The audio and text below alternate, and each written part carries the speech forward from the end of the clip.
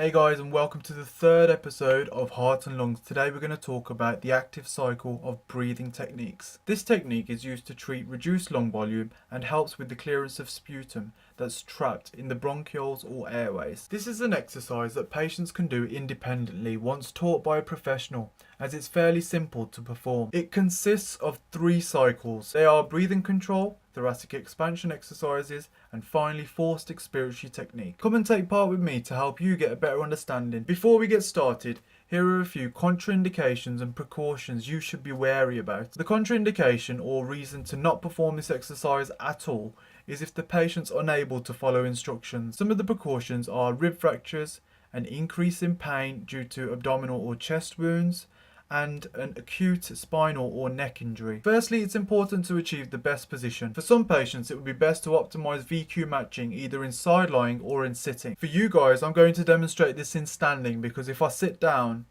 well, breathing control is the first step. Here is where you simply breathe in through the nose and out through the mouth. It's important to reduce any tension, so relax your shoulders and make sure you're not using any accessory muscles. It's also important that you breathe from your tummy rather than your chest.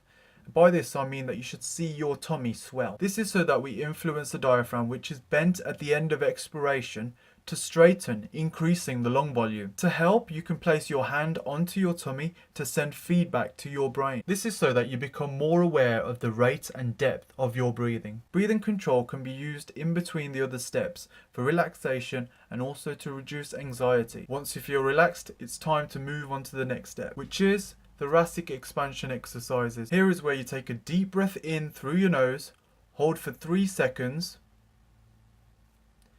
and slowly release, like a sigh. This exercise helps to increase ventilation to parts of the lungs that are closed off due to sputum. These are commonly referred to as collateral channels, or Martin, Cohn and Lambert. What this exercise does is to push air behind the sputum plug, causing it to dislodge. Again, you should be comfortable with your shoulders relaxed. To ensure you're breathing through the lower parts of your lungs, place your hands onto your ribs. When you breathe in, you should feel the ribs expand. Take a deep breath in through your nose, hold for 3 seconds, and slowly breathe out through your mouth. Repeat 3 times with breathing control in between. The next and final step is forced expiratory technique, or huffing. This step is used at the end to remove all the sputum or phlegm that you've collected by doing the previous steps. It helps them move from the smaller airways to the larger airways, then up to your mouth for you to expectorate. Quite a few people mix forced expiratory technique with just casually blowing out forcefully. This is wrong and unfortunately will not lead to any benefit. Imagine you're trying to steam up a mirror. If there's any phlegm present, you'll hear crackling, and eventually you'll feel it creeping up at the back of your throat, at which point you'll automatically want to spit it out or swallow it in, which I'd recommend spit it out because us physios love to look and observe things like that. Cycle ends once your chest feels clear or if you feel fatigue. Those are the 3 steps to active cycle of breathing technique. Remember people that this is flexible and can be tailored to the individual. If your aim is to retain, maintain or increase lung volume, then you may focus more on thoracic expansion exercises.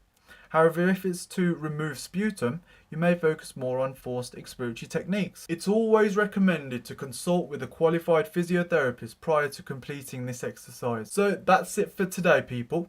Hope you enjoyed the video. Subscribe down below to follow for further quick, brief answers to questions you may have. Take care, and I'll see you later.